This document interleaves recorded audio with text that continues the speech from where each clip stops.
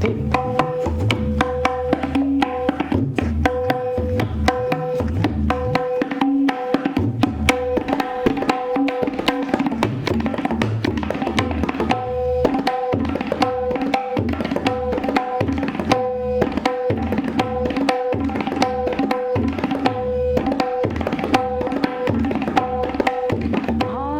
ये सबसे बड़ी बात है कि ये विषय ही अपने आप में बहुत बड़ी चुनौती है। आपने भी वहीं से शुरुआत की थी। साथ ही शुरुआत तो साथ ही हुई थी हमारी, पर आप बीच में साथ छोड़ दिए, वो आता लग रहा है। म्यूजिक से नहीं रिलेटेड है, उनको शायद ये केवल बजाना गाना इतने तक ही सीमित समझ में आता है, मगर इसके शास्त्र भी बहुत डिटेल में हैं, बहुत पहले से चले आ रहे हैं। दूसरी चौथी शताब्दी से नाट्य शास्त्र आया, यहाँ तक कि या ये कहा जा सकता है कि ये संगीत की शुरुआत ही शायद जब से पृथ्वी है तब से मानी जा सकती है, क्योंकि भगवान लोगों में भी शंकर भगवान जी का वाद्य डमरू है, तो सरस्वती जी का कोई एक वाद्य है, तो ये तो तब से चला आ रहा है। पृथ्वी भी जो एक लय में घूमती है, तो वो भी कहीं ना कहीं एक लय से, तो कहीं ना कहीं हर चीजें एक संगीत से जुड़ी हुई है। दर्शक दीर्घा में एकदम पीछे बैठने से लेके उस मंच पे जाके अपनी प्रस्तुति करना, तो जो अभी आपने बोला कि 20 से 30 मीटर का जो फासला रहा उसको तय करने में वो 14 साल लगा, तो इससे आप समझ सकते हैं कि इस विषय को लेके आगे चलना कितना कठिन हुआ। जीवन उसी का सार्थक है जो हमेशा चुनौतियों का सामना करता है। मेरी शुभकामनाएं आपके साथ है। कीर्तकता कीर्तकता तिरना कीर्तकता तिर कीर्तक धे धीरे कीर्तक धे धीरे कीर्तक धा तिर कीर्तक धा कीर्तकता धीरे कीर्तक धा कीर्तकता धीरे कीर्तक धा कीर्तकता धीरे कीर्तक धा कीर्तकता धीरे कीर्तक धा कीर्तकता धीरे कीर्तक धा कीर्तकता धीरे कीर्तक धा कीर्तकता धीरे कीर्तक धा कीर्तकता धीरे कीर्तक कीर्तकता धीरे कीर्तक धा। नमस्कार, बहुत बहुत स्वागत है आप सभी लोगों का शेयर विद शिवम में। आज मैं एक ऐसी युवा पर्सनालिटी के साथ हूं जो अपने लीग से बिल्कुल अलग हट के अपना एक नया मुकाम हासिल किया है और सैदपुर गाजीपुर का नाम पूरे भारत में रोशन करने का भी काम किया है। किसी भी लड़की के लिए बड़ा मुश्किल होता है कि वो कुछ अलग हट के कर पाए। करना तो अलग की बात है, अगर केवल वो सोच ले, सोचने भर से समाज, परिवार, रिश्तेदार बहुत तरह की बातें करना शुरू कर देते हैं कि क्या कर रही है, कैसे कर रही है, आगे क्या होगा। इस विपरीत परिस्थिति से निकल के, समाज के इस विचारधारा से निकल के बीएचयू से डिप्लोमा करना, बीम्यूज करना, एमयूज करना, म्यूजिकोलॉजी करने के साथ साथ केवल म्यूजिकोलॉजी करना नहीं, म्यूजिकोलॉजी में गोल्ड मेडल लेना, फिर उसके बाद एमफिल करना, नेट क्वालिफाई करके पीएचडी करना और इतनी सब एकेडमिक एजुकेशन के बाद बड़े बड़े मंच पे परफॉर्मेंस देना और बीएचयू के कई सारे सेमिनार में, भारत सरकार के कई सारे कार्यक्रम में एक महिला आर्टिस्ट होने के नाते प्रोग्राम करने का अवसर मिलना, जिसमें बड़े बड़े अधिकारी, बड़े बड़े मंत्री बैठे हों। उसके साथ में भारत के कई सारे ऐसे प्रतिष्ठित अवार्ड इनको मिले हैं जो भारत सरकार कराती है। उनमें से एक है फर्स्ट रैंक इनको मिला था। उसके साथ जो एचआरडी डिपार्टमेंट एक युवा प्रोत्साहन राशि देती है, जो बहुत कम लोग उसको क्वालिफाई कर पाते हैं, वो भी इन्होंने प्राप्त किया। और उसके साथ इनको एक और अवार्ड मिला था, वो है एलके सिंह अवार्ड। बहुत बड़ा अवार्ड है और अवार्ड के साथ साथ एक बहुत बड़ी राशि भी उसमें दी जाती है जो इन्होंने प्राप्त किया था। मैं बात कर रहा हूं उत्तर प्रदेश की तबला क्वीन। अब सामने तबला रखा है तो आप संदेह में आ गए होंगे कि भाई कोई लड़की तबला कैसे बजा सकती है, क्योंकि तबला एक पुरुष वाद्य है। तो तबले में एलके सिंह अवार्ड और इतने सारे शिक्षा लेने के बाद, गवर्नमेंट के भी बहुत सारे अवार्ड लेने के बाद आज अपनी पीएचडी ये बीएचयू जैसी संस्था से कर रही हैं और आगे भी कलाकार बनेंगी या शिक्षक बनेंगी, इस पे भी हम बात करेंगे। और भी बहुत सारी जो चुनौतियां आई, क्या इनका परसेप्शन रहा, किस तरीके से इन्होंने अपनी जिंदगी की म्यूजिक का कैरियर स्टार्ट किया था, इस पे हम बहुत सारी बात करेंगे। मैं बात कर रहा हूं तबला क्वीन उत्तर प्रदेश की सुश्री एकता सिंह का। नमस्कार, बहुत बहुत स्वागत है आपका। मतलब इतनी सारी पढ़ाई, इतना सारा अवार्ड म्यूजिक से आपने लिया है और किसी भी लड़की के लिए बड़ा मुश्किल होता है कि वो घर से निकले और म्यूजिक में कुछ करने की कोशिश करे। और म्यूजिक में भी वो भी क्योंकि तबला, आप तबले से सारी पढ़ाई आपकी हुई है और तबला एक पुरुष वाद्य यंत्र में दिया जाता है। और एक बहुत कम लोग आप लोगों ने देखा होगा कोई लड़की या कोई महिला तबला बजा रही है, वो सितार बजाती हैं, वो वोकल से जाती हैं, वो कथक करती हैं। तो आपने ये पुरुष वाद्य यंत्र जिसके मोनोपोली है ये पुरुषों की, वो आपने क्यों पसंद किया? आप कुछ भी कर सकती थी, वोकल कर सकती थी, सितार बजा सकती थी, कथक कर सकती थी?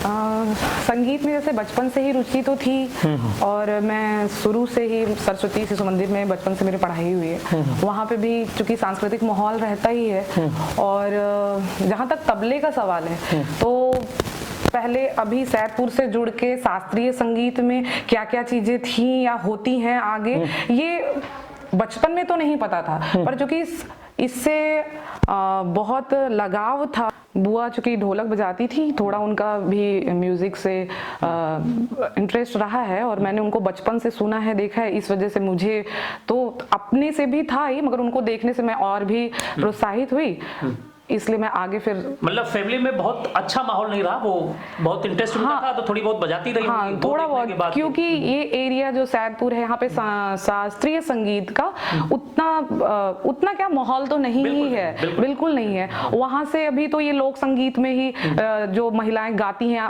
उस हिसाब से ही देख के मैंने शुरू किया था। मैंने भी आगे सोचा नहीं था कि मैं तबले में ही इतना आगे जाऊंगी। तो ये आपकी प्रारंभिक शिक्षा आपकी कहाँ से शुरू हुई? प्रारंभिक शिक्षा मैं ढोलक तो चूंकि बचपन से बजाती थी, उसके बाद 10th के बाद ओपी सर हैं यहाँ पे, उनसे मैं ओम प्रकाश त्रिपाठी जी हैं। जी आपने भी वहीं से शुरुआत की थी। साथ ही शुरुआत तो साथ ही हुई थी हमारी, पर आप बीच में साथ छोड़ दिए, हुआ था लगा।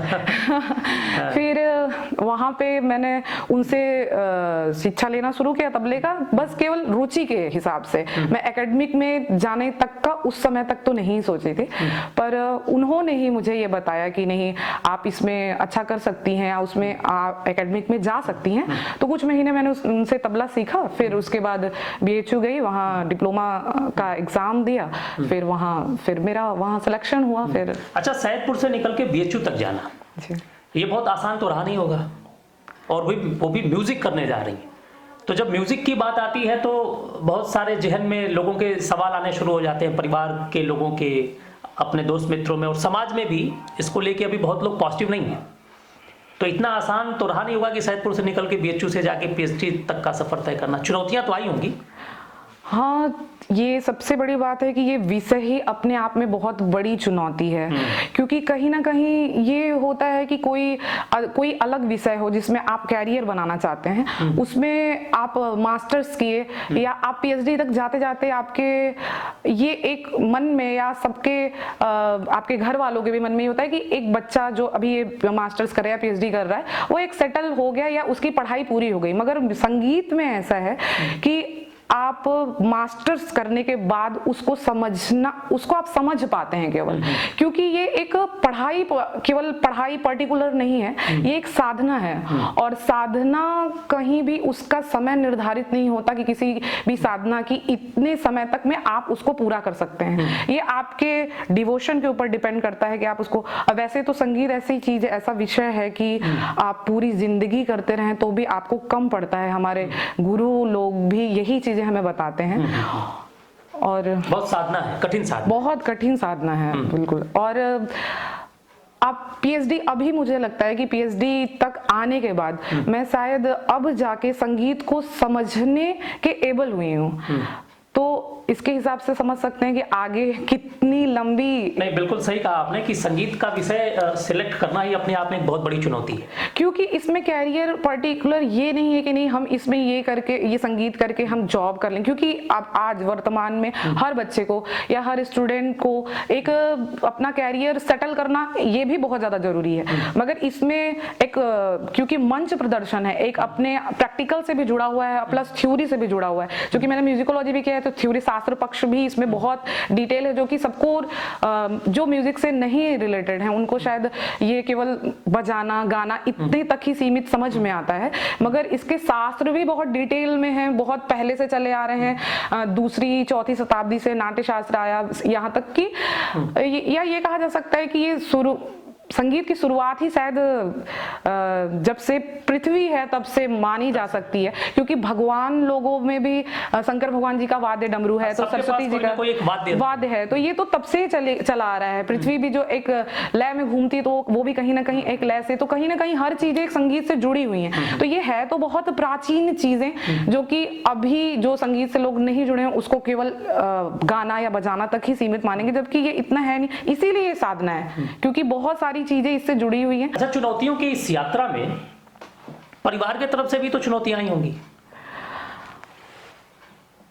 हाँ, परिवार की तरफ से चुनौती का मतलब कि सबसे बड़ी चीज यही है कि फैमिली बैकग्राउंड म्यूजिक से नहीं था। हालांकि हमारे घर वाले, मेरे परिवार वाले बहुत सपोर्टेड थे मेरे संगीत या हम जिस भी विषय को चुनते, संगीत में भी चुनने में।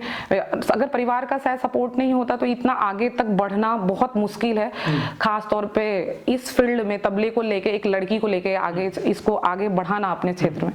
तो परिवार का तो पूरा सपोर्ट था, पर यही है कि इस चीज को, चूंकि पढ़ना नहीं होता है, इसको जीना होता है, तो आपको कहीं ना कहीं इससे आपके घर से या आपके माहौल में या अगल बगल के माहौल में आपको ये चाहिए, आपको ये संगीत में रहना चाहिए, जो कि ये मुझे घर से तो नहीं मिल पाता था या अभी भी है, पर ये कि सपोर्ट तो हमेशा रहा है परिवार का और फैमिली का हमेशा। और चुनौतियों की जहां तक बात है तो परिवार से हट के वहां जाके वहां अपना कैरियर इसमें आगे बढ़ाने में तो चुनौतियां तो हर क्षेत्र में बहुत है, मगर इसमें खास तौर पे बहुत चुनौतियां इसलिए भी हैं क्योंकि वही जैसा मैंने पहले बताया कि नहीं, ये एक पर्टिकुलर मास्टर्स या पीएचडी करने तक का ही ये बात नहीं है। हाँ। ये एक साधना है जो कि निरंतर करना होगा। जहां तक इस फील्ड में लड़कियों की बात है कि इस फील्ड में जाके अपना कैरियर बनाना, तो सच में चुनौती भरा तो बहुत ज्यादा है, क्योंकि आपको कहीं ना कहीं ये पुरुष वाद्य है जैसा कि सब जानते ही हैं, तो आपको हमेशा एक पुरुषों से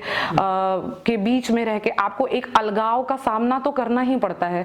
या वो क्लास में क्लास करना हुआ, या फिर तबला ही, आप नॉर्मल बात है कि आप एक तबला ही बनवाने ले जा रहे हैं, तो वहां भी वहां का माहौल या आपको आते जाते लोग या बनाने वाले, हर जगह आपको एक अलगाव फेस करना होता है, क्योंकि हर जगह ये पुरुष ही दिखते हैं, या तबला बनाने की जगह हो या क्लास हो या कहीं भी, उसमें अपने आप को एक मतलब स्टेबल करना ये बड़ा कठिन होता है। हाँ, एक स्टेबल करके आगे बढ़ना बहुत चुनौती भरा, तो मतलब सिंपल सी बात है कि चुनौती होगी, क्योंकि आपको हर जगह एक अलगाव का फेस करना है। बिल्कुल, चुनौतियां, और ऐसा कहा भी जाता है कि अगर जीवन में चुनौतियां आती हैं तो सफलताएं भी उसी व्यक्ति के जीवन में आती हैं जो चुनौतियों। और जहां तक बीएचयू का सवाल है, वहां पे एक डिप्लोमा लेवल में जाके, जहां ऑडिटोरियम जो हमारा प्रेक्षागृह है जहां पे प्रोग्राम्स होते हैं, वो मुझे याद है कि जब मैं डिप्लोमा में गई थी तो उस समय ऑडिटोरियम में, क्योंकि यहाँ पे ये एक स्कूल से जाके सीधे इतने ऊंचे स्तर पे, जहाँ पे कि इतने बड़े रंगमंच हैं, जहाँ पे पद्म विभूषण लोग आके वहाँ पे कार्यक्रम अपना दे रहे हैं, वहाँ पे एक पीछे से जाके इंटरव्यू करती थी मैं, क्योंकि उस समय इतना उस प्रेक्षागृह में एंट्री करना ही बहुत बड़ी बात थी, जहाँ पे कि पद्म विभूषण लोग आके अपना प्रोग्राम दे रहे हैं। तो ये चुनौतियों का यात्रा तो अपने आप में, ये 12 या 14 साल जितना मेरा हुआ है, मुझे ये समझ में आता है कि उस प्रेक्षागृह में वो पीछे का द्वार जिससे मैं एंट्री करती थी, उस टाइम एक जो झिझक था या एक डर था, उस पीछे के द्वार से एक आगे के द्वार पे आना और उस रंगमंच तक जाना, ये 14 साल में हुआ। ये 14 साल में एक पीछे के द्वार से आगे द्वार तक आने में लगा, तो उसमें कितनी चुनौतियां होंगी, वो है 30 मीटर या 50 मीटर का ही रेंज होगा उस पीछे के द्वार से आगे द्वार तक आना, पर वो तय करने में बहुत सारी चुनौतियां आती हैं। और वो भी चूंकि एक लड़की को, क्योंकि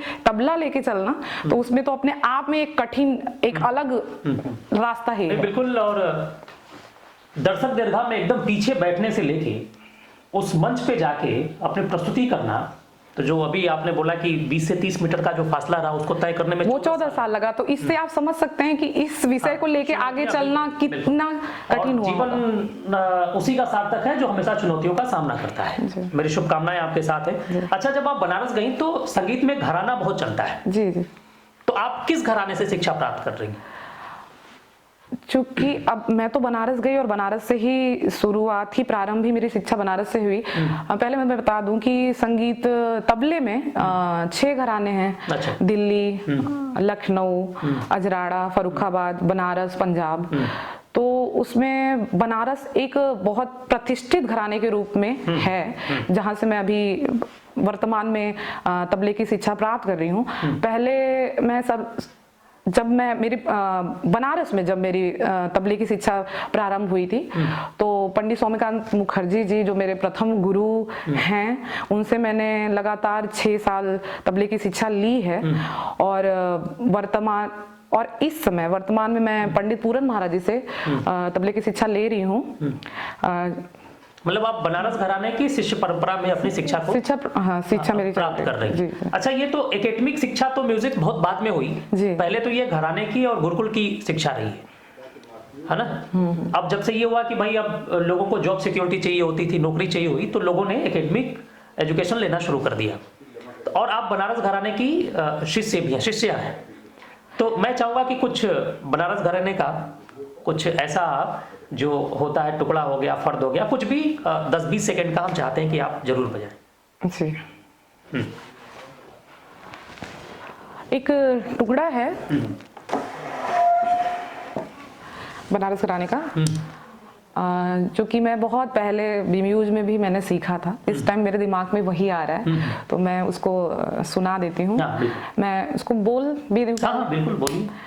जैसे कि हमारे ताल में तबले वादन में सोलो का परफॉर्मेंस अलग होता है, सब चीज़ें उठान से और ये सब से शुरू होती है, मगर उसमें मैं छोटा सा एक पीस, एक टुकड़े का सुना रही हूँ, जो कि 3 ताल में है। 3 ताल 16 मात्रे का होता है, जिसमें वो बद्ध है। और मैं उसको पहले पढ़ के सुना देती हूँ, तो शायद आपको थोड़ा बजाने के बाद समझ में आएगा कि वो है क्या। धा धिन धिन धा धा धिन धिन धा धा तिन तिन ता ता धिन धिन धा किरतक ता तिना किरतक ता तिर किरतक धे धीरे धीरे किरतक धे धीरे धीरे किरतक धा तिर किरतक धा किरतक ता धीरे किरतक धा किरतक ता धीरे किरतक धा किरतक ता धीरे किरतक धा किरतक ता धीरे किरतक धा किरतक ता धीरे किरतक धा किरतक ता धीरे किरतक धा किरतक ता धीरे किरतक धा किरतक ता धीरे किरतक धा किरतक ता धीरे किरतक धा।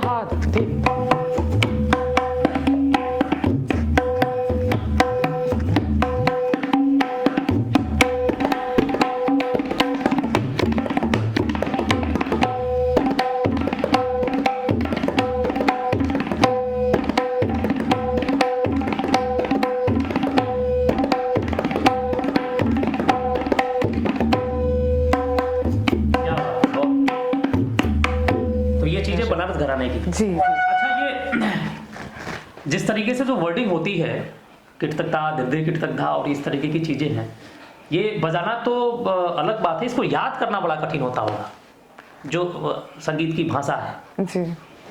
तो ये मतलब ऐसी क्या कोई टेक्निक होती है इसको याद करने की, कि ऐसे ही होता जाता है और याद होता जाता है? नहीं, किसी भी चीजों का तो टेक्निक होता ही है, क्योंकि ये किरतक ता क्या है, तिन्ना किरतक क्या है, ये सामान्य भाषा तो है नहीं, मगर चूंकि तबले का कुछ तो भाषा देनी होती है जिससे कि आप इसको सीख सकें या समझ सकें, या क्या ये क्या बज रहा है।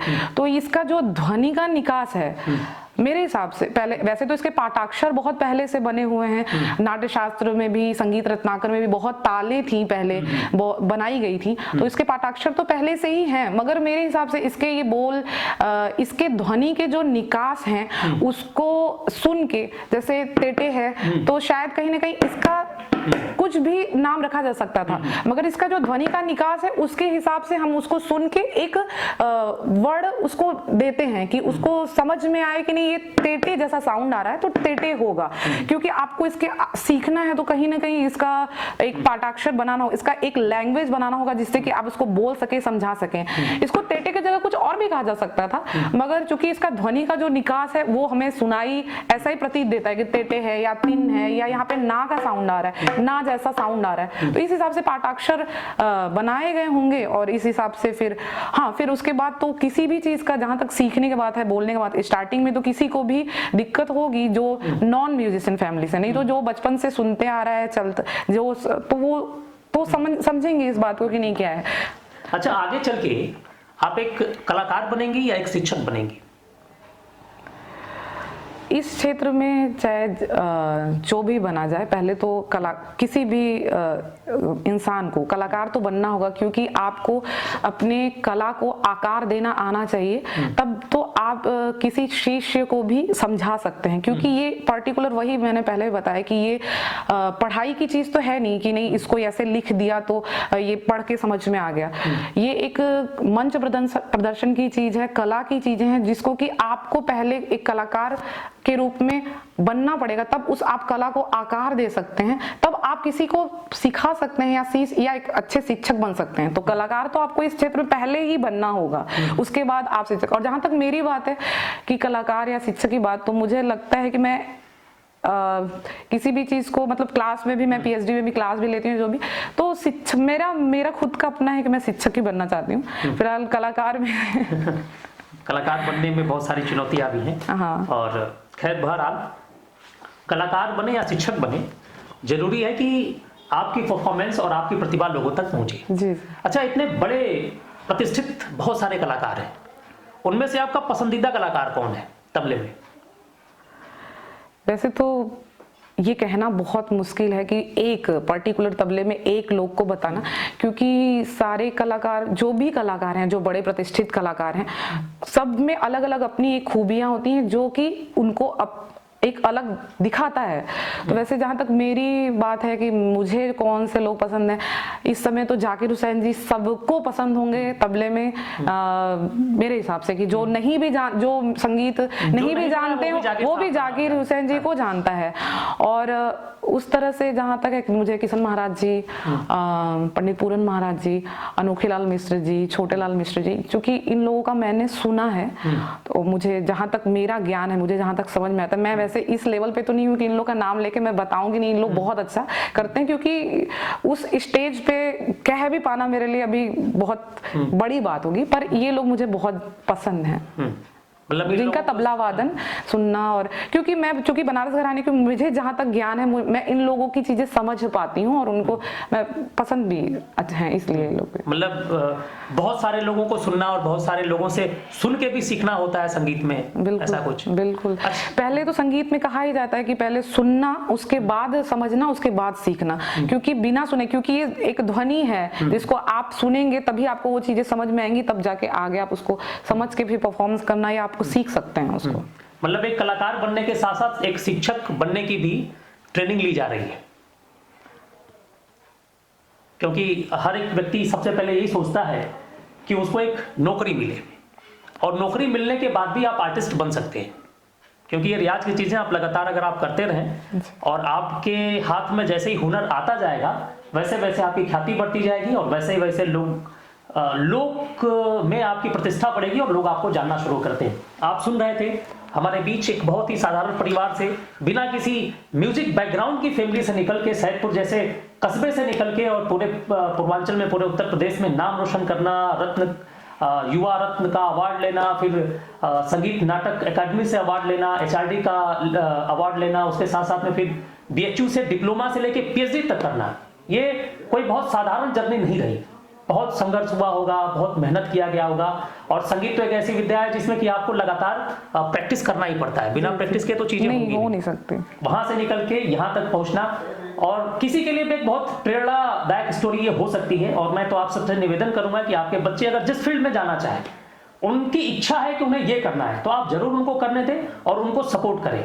आप एकता सिंह जी जब घर से निकली होंगी कि मुझे तबले में करना है, तो ये तो बहुत भाग्यशाली रहे कि इनके माता पिता ने इनको खूब सपोर्ट किया, लेकिन उस समय भी उनके मम्मी पापा के जहन में ये संशय तो बना रहा होगा कि पता नहीं ये क्या करेगी। सही बात। लेकिन आपने अपने परिश्रम से, अपने मेहनत से अपना नाम रोशन किया, समाज का नाम रोशन किया, और सबसे बड़ी बात है कि आपने अपने माता पिता का नाम रोशन किया, जिन्होंने आपके ऊपर विश्वास करके आपको BHU जैसी यूनिवर्सिटी तक भेजने का काम किया। आपने समय दिया, इसके लिए बहुत बहुत धन्यवाद और मेरी शुभकामनाएं आपके साथ।